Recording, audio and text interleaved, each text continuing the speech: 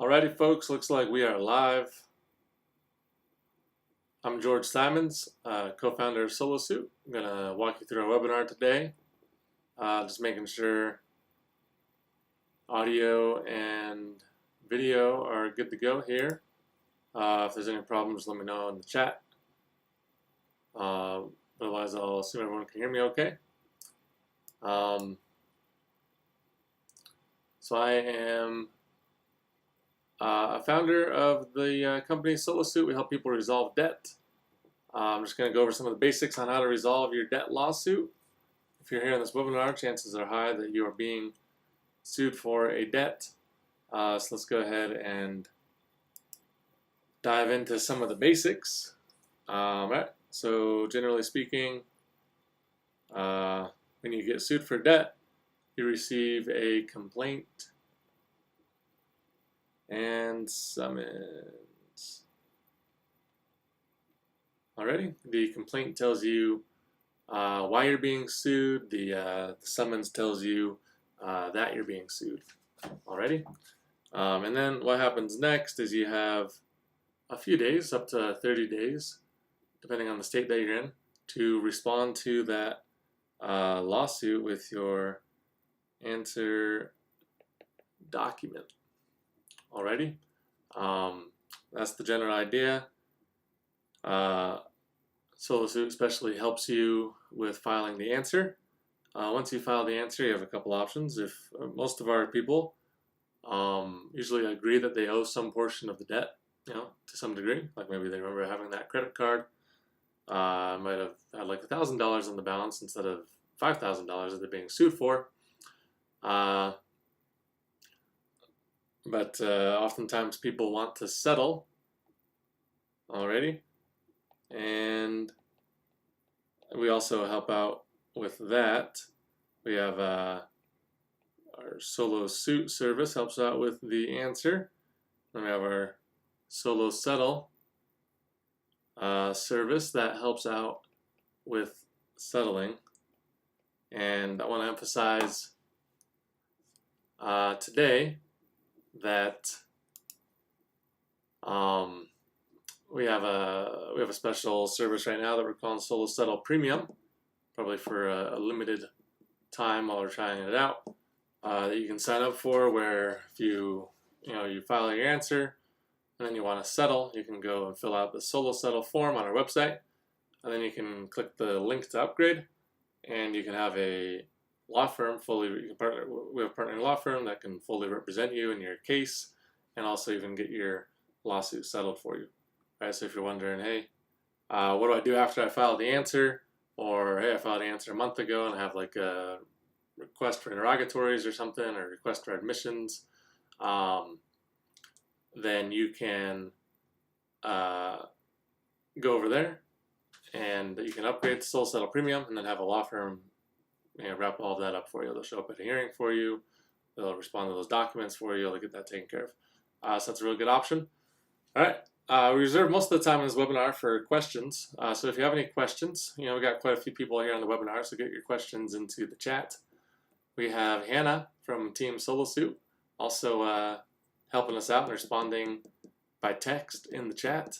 And then I'll also be responding to questions probably a little bit more in depth verbally on the video. Alrighty, so whatever questions you have, those are really the basics. Whatever questions you have, go ahead and put them in the chat, and then we will get to those. Alright, and before I get into the first questions here, just want to make our disclaimer, make it real clear that I'm not an attorney, I'm not your attorney. The legal industry, the practice of law, is a heavily regulated thing, so to comply with regulations, I'm providing this disclaimer. I'm not an attorney. We're not your law firm. My advice does not substitute the advice of an attorney. And you should probably consider hiring an attorney for you. And this, there's no attorney-client relationship here. We're just providing a webinar. Okay. So with that said, I'm going to go ahead and jump into the questions. My tube I haven't been sued yet. Filed an answer last week. My question is about the statute of limitations on credit card debt. Does the time start once you've gone delinquent on the account? Okay. Yeah, your specific question, when does the statute of limitations start counting down? Yes, generally speaking, it's the last time you made a payment on the account. So if you live in California and the statute of limitations on credit card debt is 6 years, and you made the last payment 7 years ago, then the statute of limitations would start counting down for 6 years from that last payment, and it would have expired about a year ago because now 7 years later. Okay, so that's the general idea. Depends on the state. Lots of nuances can apply. That's the general idea here. And then, but regarding your situation a little bit more generally, I guess you're saying you haven't been sued, but you filed an answer. That seems a little bit weird to me. I don't know if you filed an answer through solo suit. Usually people only file answers after they've been sued. If you're filing an answer before you've been sued, there's not really anything to file an answer for. So that's a little interesting. I'm just going to play around with my audio visual stuff here real quick, if you guys don't mind. Maybe improve things a little bit. This is live stuff right here. It's the real deal. All right. So getting back to it. Moving on to Krista. What's up, Krista? If you filed a demand for a bill of particulars and they have not yet responded, should I attempt to call/negotiate? It's been 8 days since proof of delivery. I'm just gonna, last thing we talked about was statute of limitations. Sometimes we abbreviate that as SOL, sometimes ironically. Here, let me, bill of particulars is a little bit of a weird thing. I don't remember what state that's for. Let me just check on something real quick in that regard.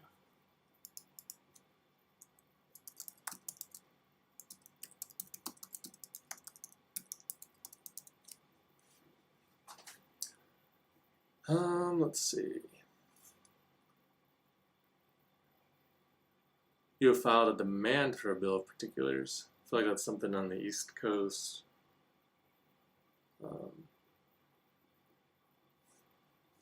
So a bill of particulars is a detailed written statement that a plaintiff or defendant might be required to submit in response to the other party's request in a court case.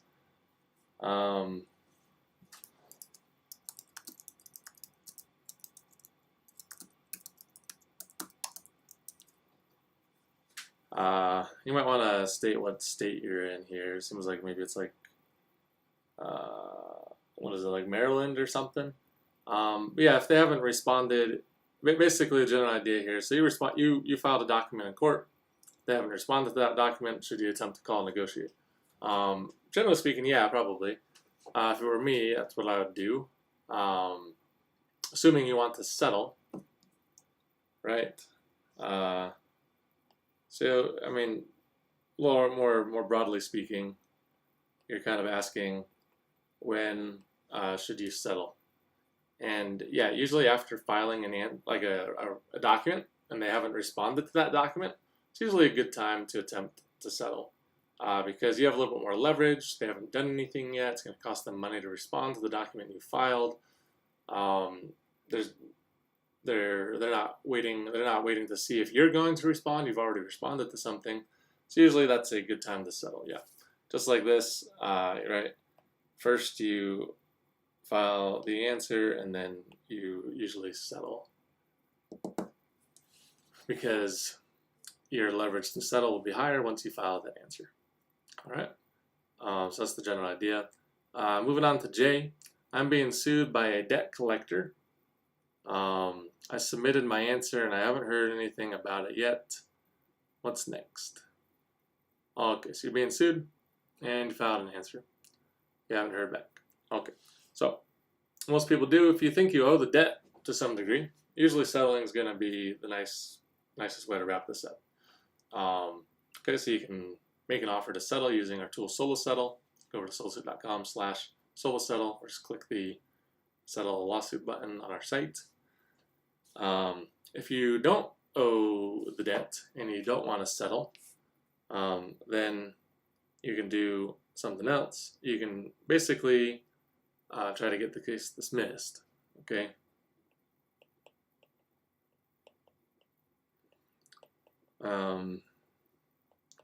It's a little bit more risky, a little bit harder to pull off, but it certainly happens. Actually, around 25% or more, probably more than that, of our cases actually get dismissed just by filing an answer.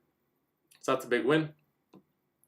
Maybe your case can get dismissed, but the issue is you have to wait, you have to play things out, and the longer the trial goes on, basically you might lose, right, if you try to wait for dismissal. A thing that plays in here is that let's see. Let me see here. Okay. One of our tools that helps out with getting dismissed is a motion to compel arbitration. So if you're being sued for like a credit card debt or any loan agreement that has a arbitration clause, you can use our motion to compel arbitration. That triggers the arbitration clause against the plaintiff, and it makes it harder for them to collect. So if you don't owe the debt, this is oftentimes a good choice. Or if you're aiming for a dismissal, it can make another impediment for the plaintiff to collect the debt, and might make it more likely for them to settle, or sorry, for them to dismiss the case. All right. Moving on here, we got Chris. How much is the premium service? So SoloSettle premium, we kind of use the word premium a bit. SoloSettle premium is prices are subject to change, but currently it kind of works out to like 19% of the total amount of the debt. You should probably just click through the links on the site to get a little bit more in-depth detail on that, or message us at support@solosuit.com to get some more details on that. Alrighty, the answer premium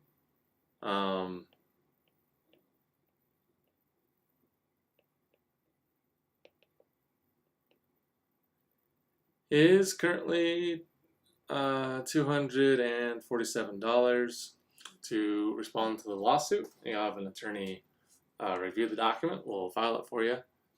Currently usually filed by USPS priority mail, 2 to 3 days. Sometimes we'll e-file, depending on the state, if they have a good e-filing system. And that's what we'll do for the premium answer. A lot of people will buy that one if they want the attorney review, or if they want us to use the faster mailing service to get that filed. All right. What is the statute of limitations on debt in Florida?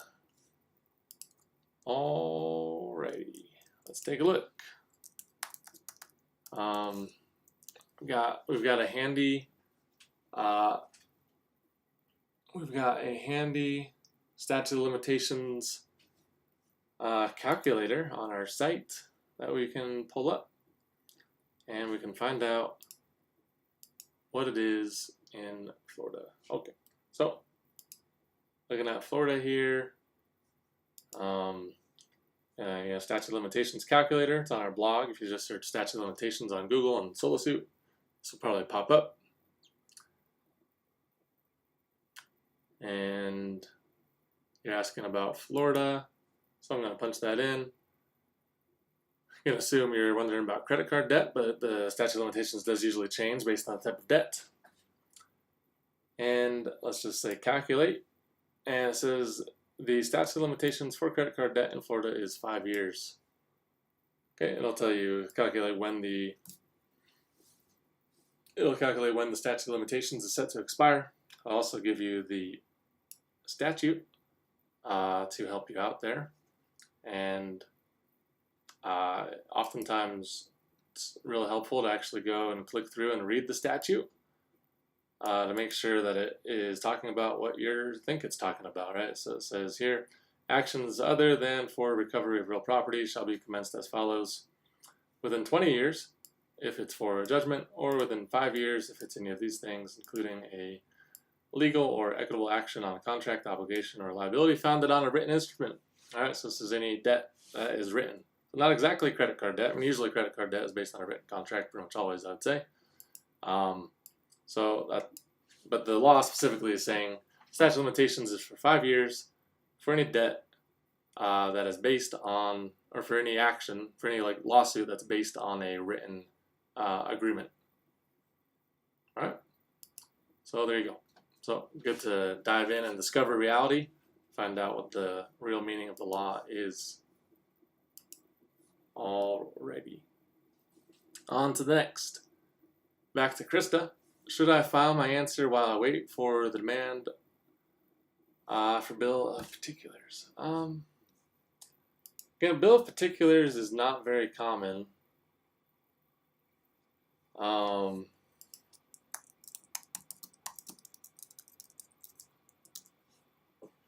It's not very common. I think if you haven't filed an answer yet, then yeah, maybe, usually most states it's a good idea to file an answer. There's a couple, few situations that don't require an answer.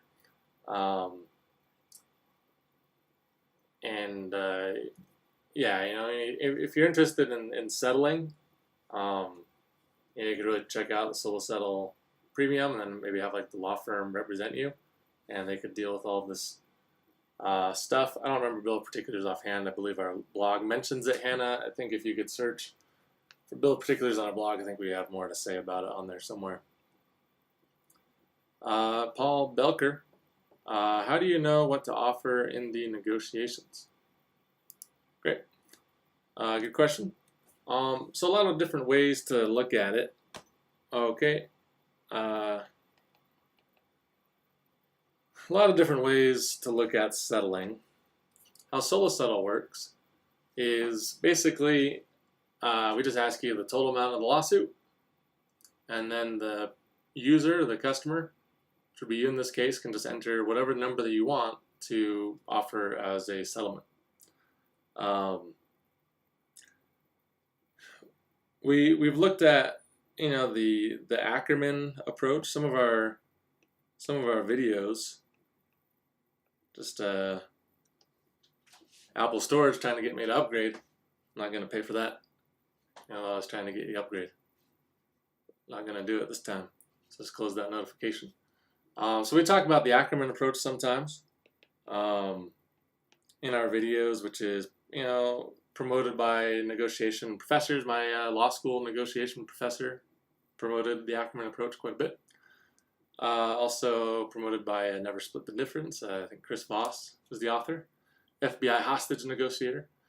It's a format of positional bargaining, basically, where you just like set your target. Let's say you have the 100% of debt. So let's say the debt's $10,000.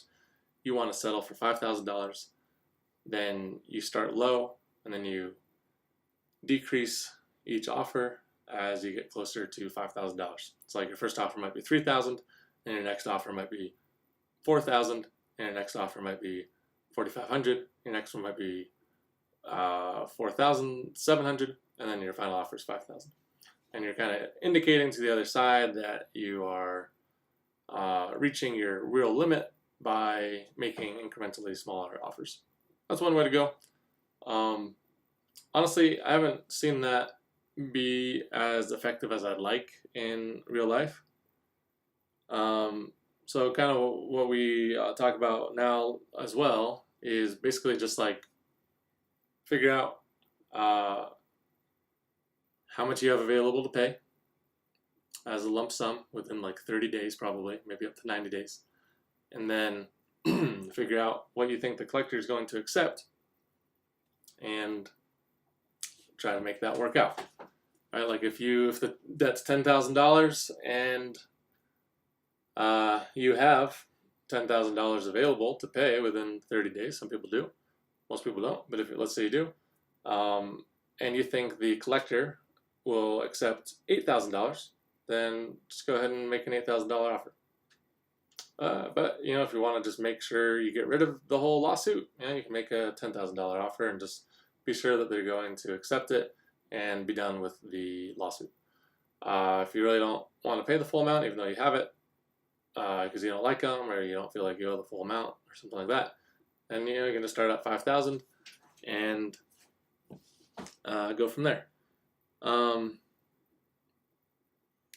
We're just going to call this the pragmatic approach, which is basically just like, do whatever works, right? Do whatever you think is going to work for you. Some other thoughts here, something we've seen from the data is that most of our lawsuits, our customers' lawsuits, have settled for 60% of the amount they're being sued for. So if you're being sued for $10,000, most lawsuits settle for about $6,000.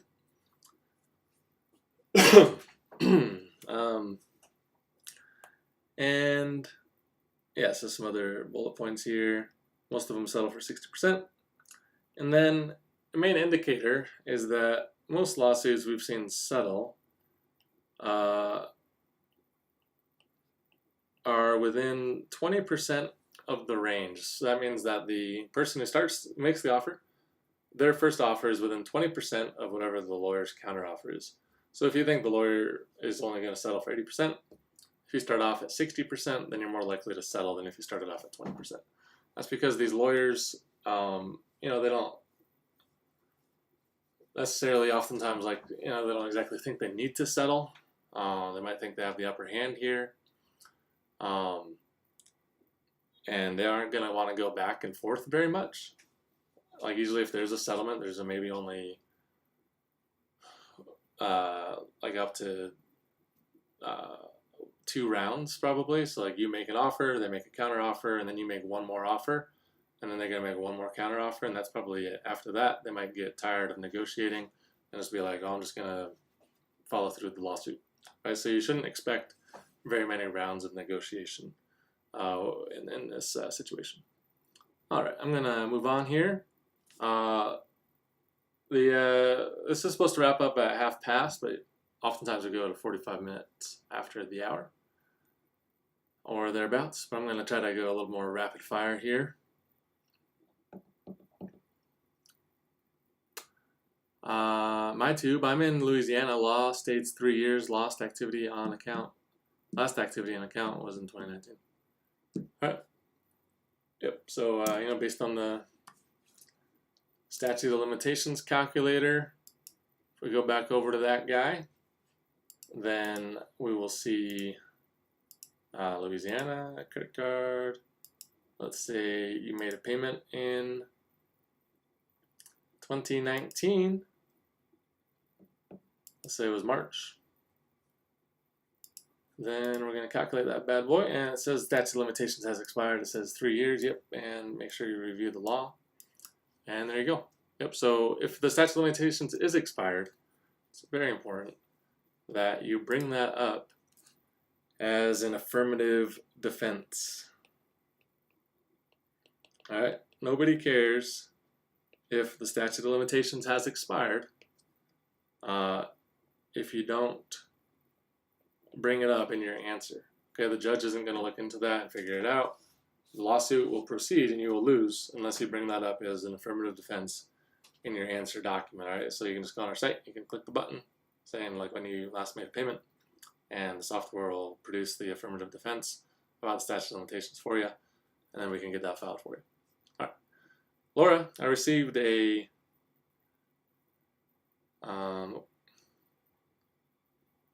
the summons by Nelson and Kennard representing Ford Motor. What are next steps I should take? So it sounds like you're being sued for an auto loan, maybe.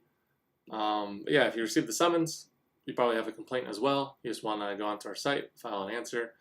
If you agree you owe part of the debt, you can try to settle using solo settle on our site, or you can file an MCA, right? So you answer, then you can settle, or you can try to get the case dismissed. Moving on to Tracy. Submitted my answer, court date set for next month. When and how should I attempt to settle? Usually, if for me, I would file an answer. I'd complete the answer process on our site, and immediately after I'd go over and make an offer with Solo Settle. I'd probably sign up for Solo Settle Premium just because it is an amazing deal that we're able to get you there and get you arranged with a law firm that will fully represent you. That's what I'd do. They can even show up at the court for you, right? They'll be your law firm. We'll just connect you with them, and bada bing, bada boom, they can get it settled. That's the general idea. Yep, I wouldn't wait to settle.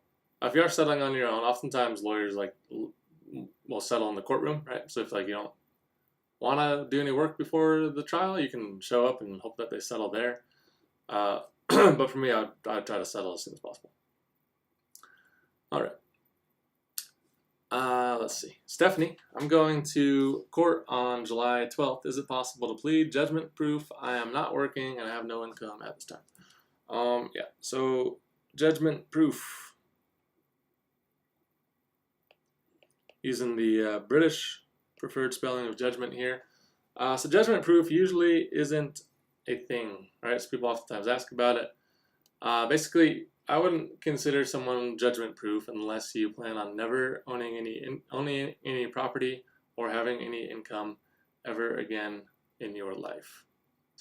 Right? If you aren't making any money right now, let's say you show up at court, you lose the lawsuit, they get a judgment against you. Usually judgments are infinitely renewable or thereabouts in most states. And oftentimes they have a really long statute of limitations on when you can collect on the judgment anyways. So if they get a judgment, usually they'll be able to collect on it for another 10 years. So if you make any money at any point in time in the next 10 years, they'll find out, they'll be like, smell that money, and they'll be coming after it. And they'll start garnishing your wages, and they'll try to get that money again. And then even after the 10 years expires, then they'll try to renew the judgment and renew it until the end, right? So, yeah, judgment proof isn't like a defense or a pleading. You just want to make sure you file an answer, and then probably try to settle or get on some kind of payment plan, or try to get the case dismissed. In some cases, creditors are mindful of their reputation. These big banks like to be perceived well by the public. So sometimes they actually do totally forgive a debt if there are serious medical conditions or something along those lines.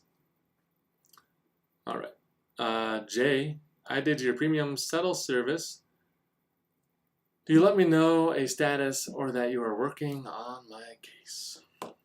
Interesting.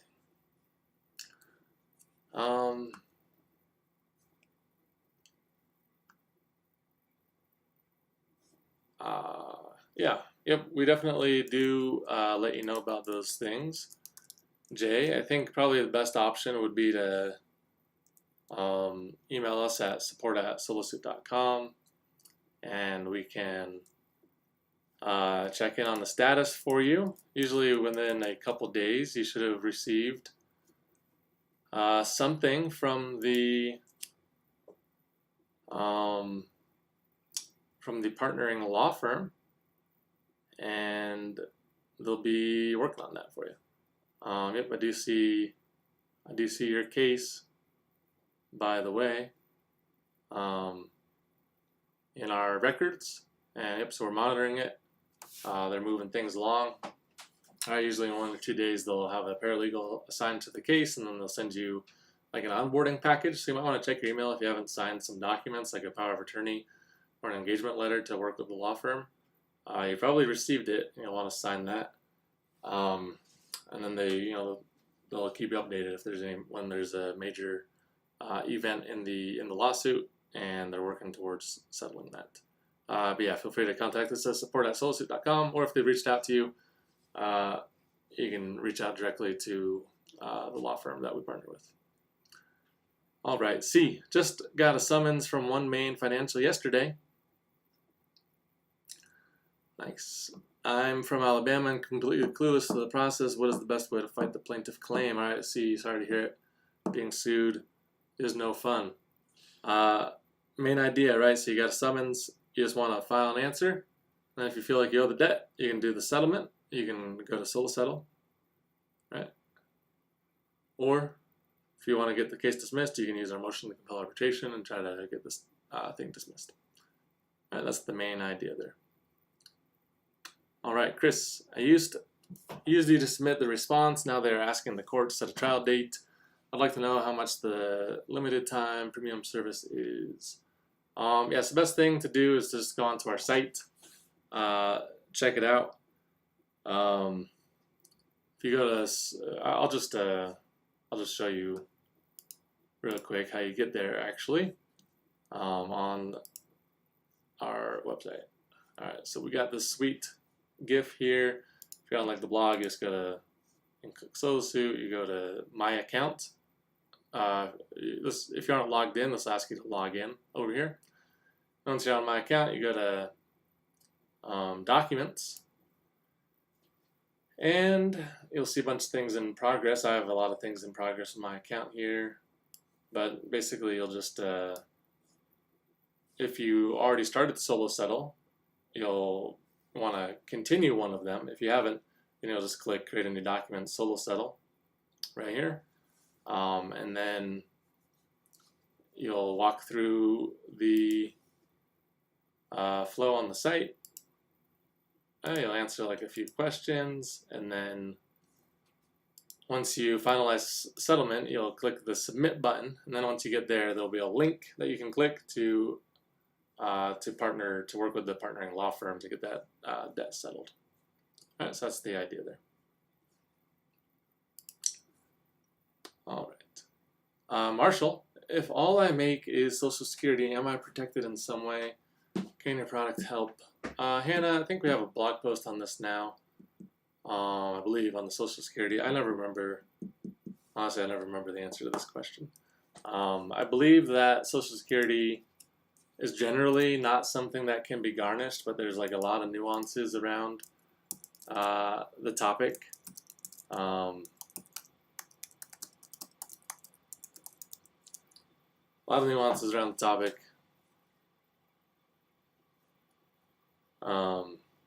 Yeah, so generally speaking, Social Security, I remember I looked into this for a customer at some point in time, or rather the customer had a question. I just perused the info on it.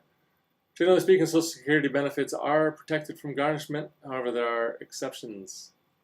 Right, so to collect on unpaid taxes, like the government can garnish Social Security. For federal student loan debt, so if it's a student loan debt, especially a government-backed one, then they can collect. If the debt's for child support or alimony, then your SS benefits can be garnished. Then for certain other types of government debt can be garnished.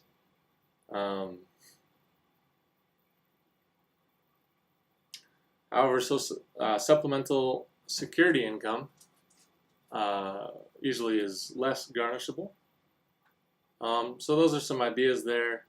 I believe I've seen more nuances even than that. Like, I think if the money's just sitting in your bank account, some states might let them garnish your bank account, but I'm not super sure about that. Okay. All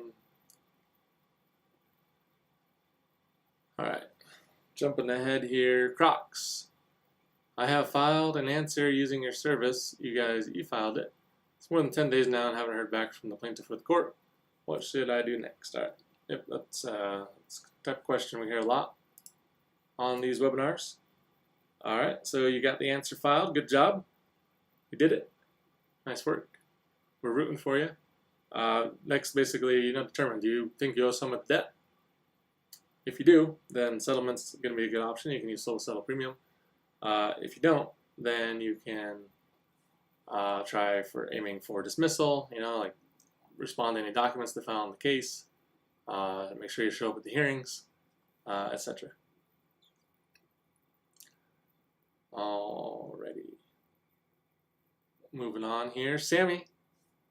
So if the statute of limitations has expired, can you still be sued? Yes, this is an important thing. I usually think about this as saying the judge does not equal a referee. That's kind of how I think about it. Right? The judge is kind of like an impartial arbiter. He's an impartial guy. It's not his job to defend you. It's not his job to defend the plaintiff. It's not even his job to necessarily make sure the plaintiff plays fair unless you bring up a complaint. Right? So in most situations, so the plaintiff files a lawsuit against you, statute of limitations has expired, let's say it's 20 years expired. Nobody's going to do anything about it unless you bring that up in an answer document in the lawsuit saying, hey, I should win this lawsuit because statute of limitations has expired. So they aren't supposed to sue you for it, but I guess they can sue you. I'm not sure that it would even be illegal for them to sue you, but you should bring it up as a defense in the lawsuit, and you should win your lawsuit if the statute of limitations has expired. And a lot of our customers do win based on that point. All right. Alrighty, jumping ahead. Tracy, do you take payments for sole settle premium? Yeah, sole settle premium. So you're working directly with the law firm, and yes, they can set you up on monthly payments, which is nice for settlement, right? So if again you're being sued for $10,000 debt, and you don't have a lump sum available right now, you don't have $5,000 available to make a lump sum, then they can negotiate for monthly payments. Oftentimes monthly payments are going to be for the balance in full. So it might be the full $10,000. It might be the full $10,000 that you're paying in 36 months. Right? Or something like that. So, let's say how these settlements oftentimes work. Let's say you got $10,000 and they get you onto a 36-month or a 3-year payment plan, and that would end up being, right, so you got $10K, 36 months, that would be about $277 per month for 3 years. They can certainly sometimes, get the balance reduced, right? So maybe you can get a settlement for $8,000 over 36 months instead of the full $10,000. That's certainly something that they can negotiate for, or maybe $6,000. Who knows? And then an important note here is that with a law firm, they're going to usually get you a settlement arrangement where there is no more interest. I'm not sure if that is oftentimes the case if you're negotiating on your own. But usually, when you get a professional settlement here, they'll be able to negotiate to get you no interest, which is really nice, right? Because usually the interest at this point is pretty insane. So that's a win. Okay. I have my summons, Kenneth, I have my summons, but the complaint page does not have the legal numbers on the left side of the page. How would I complete the answer on your site? Okay, so you have the complaint, but there are no numbers. So usually on a complaint, it'll look something like this, right? Not exactly like this. It'll usually say complaint.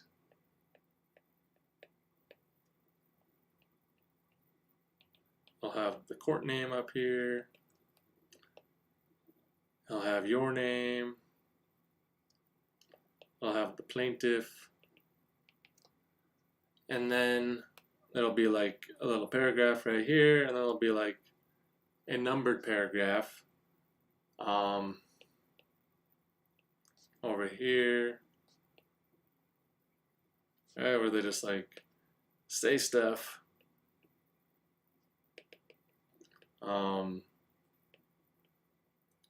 Right, they say stuff over here. So that's the numbers. And then sometimes there's this archaic, asinine thing that courts in California sometimes require, which is called pleading paper, where there'll just be like random numbers on the left side of the paper because they like want them for no reason. They don't do anything. They're supposed to match up with the lines, but they don't. I'm not sure if you're referring to these numbers or to these numbers. But either way, oftentimes people like upgrade to the answer premium package in this case because they want an attorney to review the document, make sure they've responded appropriately. If there aren't these numbers, that's a little bit weird and unusual. You might not actually have a complaint. Sometimes it might be like in Texas, you might have a complaint in Texas. Texas is usually like a big square on a piece of paper and there'll be like little boxes everywhere. That's like kind of what oftentimes a Texas petition looks like. And then there'll be like little numbers in each box. And those are the numbers that you're kind of responding to. Anyhow, yeah, good to have an attorney review in this case. The answer usually does have a general denial for anything that wasn't expressly denied. So that is to cover your butt in this case. All right.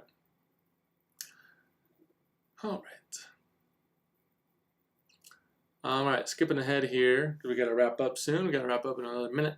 We got the cookie monster here. Here we go. So Discover is suing me, and I got SSDI and SSI. Discover is still taking me to court after I provided proof. All right, I think Social Security disable income is SSDI, and then SSI is security income, right? It's the supplemental security income. Interesting. Yeah, I'm not sure exactly what their plan is here. Right, they can still continue with the lawsuit. They won't be able to garnish that income probably from Social Security, but they will be able to get a judgment against you and then garnish future wages if you have some. So you'll want to protect yourself here still. All right, Cassandra, I've already answered. All right, this is the last question here. I've already answered the summons for the lawsuit and have received interrogatories and request for production of document paperwork. Not sure what to do with this.